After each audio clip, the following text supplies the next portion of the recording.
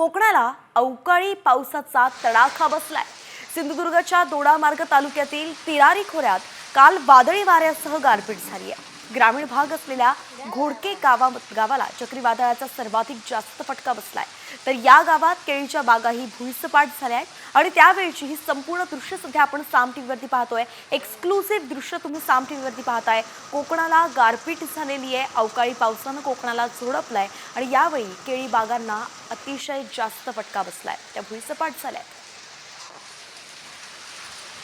कोकणात आता हा जो अवकाळी पाऊस आलाय त्यामुळे बळीराजा पुन्हा एकदा संकटात सापडलेला आहे आणि अशातच ग्रामीण भागात असलेल्या घोडके या गावाला चक्रीवादळाचा सगळ्यात जास्त फटका बसल्याचं कळतंय।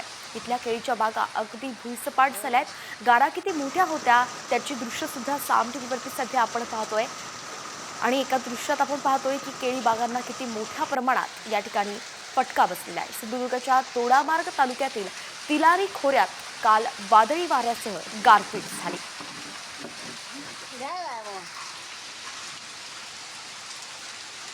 अवकाळी पावसामुळे खरं तर मोठं नुकसान होत असतं आणि बळीराजा दरवेळी अवकाळी पावसाचा सगळ्यात जास्त त्याला फटका बसत असतो। असंच काहीसं कोकणात झालेलं आहे। पावसाचा सीझन निघून गेलाय तरी सुद्धा अवकाळी पाऊस आलाय, गारपीट झाली आणि त्यामुळे आता कोकणाला याचा तडाखा बसलाय। रणजित माजगावकर आपले प्रतिनिधी आपल्यासोबत जोडले गेलेत। रणजित, आपण पाहतोय कोकणातून ही संपूर्ण दृश्य समोर येते, नेमकं किती नुकसान झालंय आणि नुकसान भरपाई आता शेतकऱ्यांना मिळणार आहे का? संपूर्ण कोकण पट्टा जो आहे या पट्ट्यामध्ये अवकाळी पावसाने झोडपून काढलेला आहे। या ठिकाणी अनेक ठिकाणी गारपीट झाल्याचं सुद्धा समोर आलेलं आहे। तर मुसळधार आणि जोरदार पाऊस झाल्याने या परिसरातल्या केळीची बागा असतील किंवा अन्य शेतीचं मोठ्या प्रमाणात नुकसान झालेलं आहे। अचानक आलेल्या पावसामुळे शेतीचं आणि फळबागांचं नुकसान झाल्यामुळे शेतकरी हवालदिल झालाय आणि राज्य शासनानं आता याच्यावर मदत करावी, नुकसान भरपाई करावी अशी मागणी कोकणातल्या शेतकऱ्यांकडून होतीये। दोडा मार्ग पासून कोकणचा जो पट्टा आहे या संपूर्ण पट्ट्याला काल पावसाने जोरदार झोडपून काढल्याचं पाहायला मिळतंय। अच्छा, धन्यवाद रणजित, अगदी सविस्तर अपडेट आपण दिलेली आहे। एकंदरीतच आपण पाहतोय की मोठा फटका तर या अवकाळी पावसामुळे बसलेला आहे, मात्र आता शेतकऱ्यांची नजर लागली आहे ती नुकसान भरपाईकडे।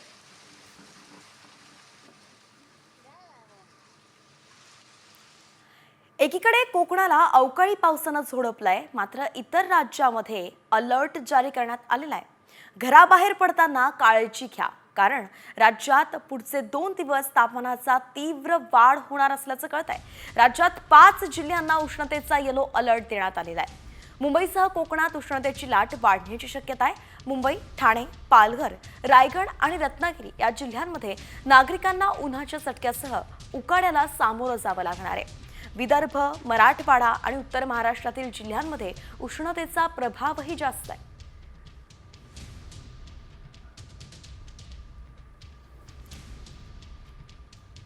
एकीकडे आपण पाहतोय, आत्ताच आपण दृश्य पाहिली, कोकणात अवकाळी पावसानं धुमाकूळ घातलाय, शेतकऱ्यांना अगदी कोंडीच पकडलाय, तर दुसरीकडे इतर राज्यामध्ये तापमान वाढतानाच दिसतंय।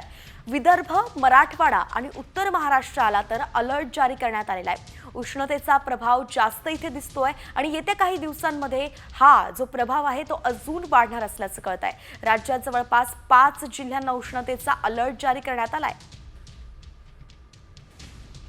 नंदुरबार मधलं तापमान पाहिलं तर 42.3 अंश सेल्सिअस असं नोंदवलं गेलं। रायगडचं 39.9 अंश सेल्सिअस, लोणावळ्याचं 39.8 अंश सेल्सिअस, तर अकोल्याचंही जवळपास तेवढंच तापमान होतं। सोलापुरात 39.4 अंश सेल्सिअस, पुण्यात 38.7 अंश सेल्सिअस, मुंबईत 37.7 अंश सेल्सिअस आणि रत्नागिरीमध्ये 38.2 अंश सेल्सिअस होतं। छत्रपती संभाजीनगरमध्ये 37.2 अंश सेल्सिअस होतं। चंद्रपुरातही तेवढंच होतं।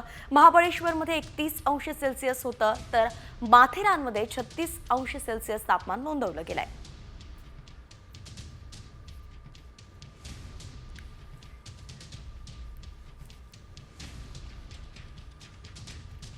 आणि यानंतर मुंबईकरांसाठी अत्यंत महत्त्वाची बातमी आहे। मुंबईकरांवरती पाणी कपातीचं संकट ओढावलंय। एकीकडे कडक उन्हाच्या झळांनी मुंबईकर हैराण झालेत, तर दुसरीकडे याच कडक उन्हामुळे मुंबईकरांवरती पाणी कपातीची टांगती तलवार लटकतीये। मुंबईकरांचा पाणीसाठा कडक उन्हामुळे अर्थ्यावरती आलाय। या उन्हामुळे तलावांमधल्या पाण्याचं बाष्पीभवन होत आहे आणि त्यातच पाणी गळतीमुळे सुद्धा हा साठा अर्थ्यावरती आलाय. म्हणून मुंबईकरांनी पाणी जपून वापरण्याचं आवाहन मुंबई महापालिकेनं केलंय.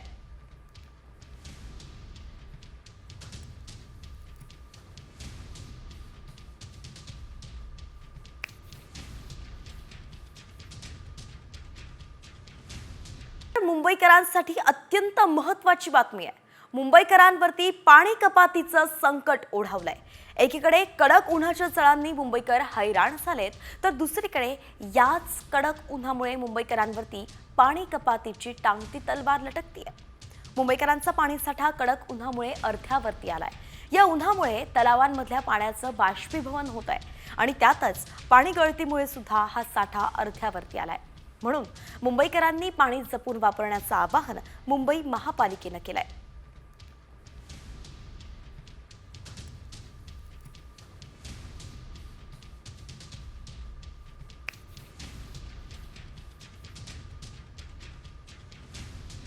भावात घसरण झाल्याचं व्यापाऱ्यांनी सांगितलंय.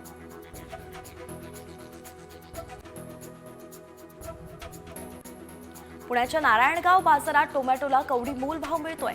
2 महिन्यांपूर्वी टोमॅटोला 500 ते 600 रुपयांचा बाजारभाव मिळत होता. आता हे दर 150 ते 200 रुपयांपर्यंत खाली कोसळले आणि त्यामुळे शेतकऱ्यांचा टोमॅटो तोडणीचा आणि वाहतुकीचा खर्चही वसूल होत नसल्यानं शेतकरी मेटाकुटीला आलाय.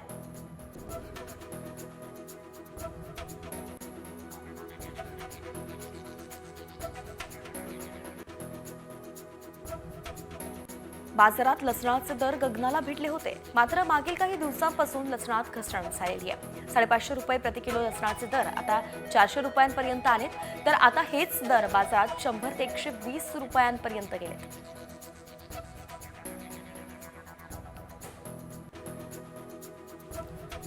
यंदाच्या उन्हाळी हंगामात जिल्ह्यात ज्वारी लागवडीकडे शेतकऱ्यांचा कल दिसून येतोय. अकोला जिल्ह्यातील हा कल आपण जाणून घेतोय. अकोला जिल्ह्यात ज्वारीची 450 हेक्टर पर्यंत लागवड झाली आहे. दुसरीकडे भुईमुग पिकाची लागवड 600 हेक्टर पर्यंत झाल्यानं या पिकाची लागवड घटली आहे.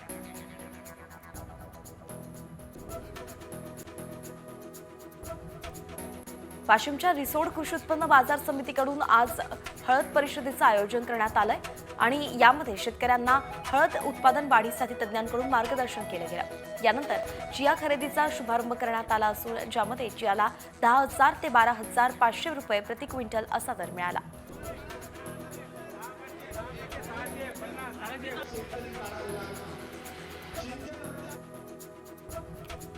खानदेशात केळीची आवक वाढतीये, पण दर 1,800 ते 2,100 रुपये प्रति क्विंटल वरती स्थिर आहेत. सध्या प्रतिदिन 34 ते 45 ट्रक केळीची आवक होतीये. आवक कमी असल्यानं केळी दरही स्थिर आहेत. सध्या आगाप लागवडीच्या भृकबहर बागांतून केळीची आवक अल्प आहे.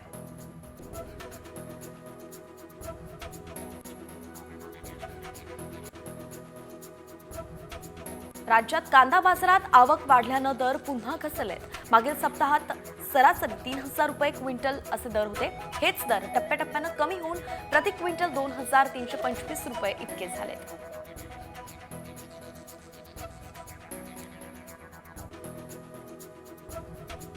छत्रपती संभाजीनगरमध्ये आधारभूत दरानुसार NCCF मार्फत तूर खरेदीसाठी 11 खरेदी केंद्र कार्यान्वित करण्यात आली आहेत. तूर खरेदी 13 मे पर्यंत सुरू राहणार आहे. सर्व शेतकऱ्यांनी पिकाची नोंदणी करून घ्यावी आणि त्यानंतर SMS प्राप्त झाल्यावरती शेतीमाल खरेदी केंद्रावरती न्यावा असं आवाहन जिल्हा अधिकाऱ्यांनी केलं आहे.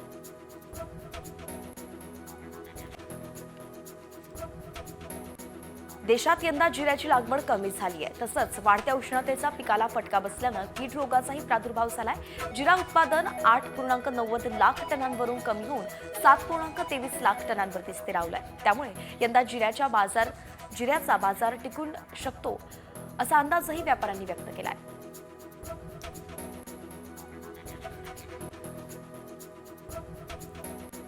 बाजारात फुलांची आवक वाढल्यानं त्यांचा दरही टिकून आहे. झेंडू, लिली, मोगरा या गुलाबाच्या फुलांची मोठी मागणी सध्या बाजारात दिसतेय. लग्न समारंभ, धार्मिक कार्यक्रम, उत्सवांसाठी फुलांना उठाव आहे. फुलांची आवक जळगावात, शिरसोली, आसोदा आणि भुसावळातील विविध गावांतून होतीये. सिंधुदुर्गात अवकाळी पावसानं शेतकरी उद्ध्वस्त झालाय. दोडामार्ग तालुक्यातील साटेली, भेडशी आणि तिलारी या भागात अवकाळी वादळी पाऊस कोसळला. गारा आणि वाऱ्याचा तडाखा काजू आणि केळी पिकाला बसलाय. 5 मिनिटांमध्ये 50,000 केळी भुईसपाट झाल्या. वाशिमच्या रिसोड तालुक्यातील येवला परिसरात सामाजिक वनीकरणाच्या पर्यटन स्थळाला मोठी आग लागली होती आणि या आगीत 30 ते 40 एकरावरील गवत, झाडं आणि पाण्याचं पाईप जळून खाक झाले. अग्निशमन दलाच्या अथक प्रयत्नानंतर ही आग विझवण्यात यश आलं, मात्र वन संपत्तीचं मोठं नुकसान झालंय.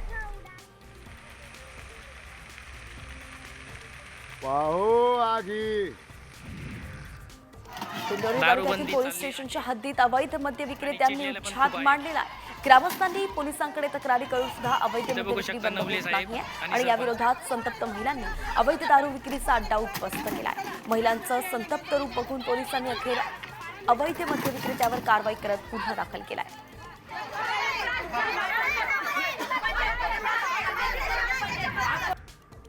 अहिल्यानगरच्या बाभळेश्वरमध्ये विद्युत कंपनीतील कंत्राटी कर्मचाऱ्यांनी काम बंद आंदोलन सुरू केलं. अवध बिझनेस सर्व्हिस कंपनीच्या माध्यमातून पारेषण विभागात काम करणाऱ्या शेकडो तरुणांना वेळेवरती पगार दिला जात नसल्याचा आरोप आहे. कंत्राटदार मूळ पगारातून प्रत्येकी 6,000 रुपये बळकावत असून चौकशीची मागणी आंदोलकांनी केली आहे.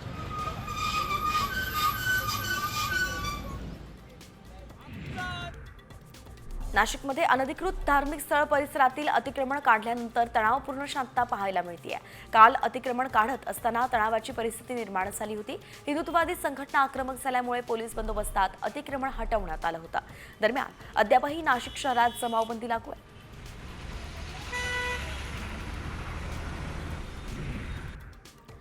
काल अनधिकृत धार्मिक स्थळ हटवल्यानंतर नाशिकमध्ये आज तणावपूर्ण शांतता पाहायला मिळते. काल हिंदू संघटनांच्या आंदोलनानंतर नाशिक प्रशासनाकडून पोलीस बंदोबस्तात अतिक्रमण हटवण्यात आलं. याच पार्श्वभूमीवरती नाशिकमध्ये जमावबंदी लागू करण्यात आली आहे.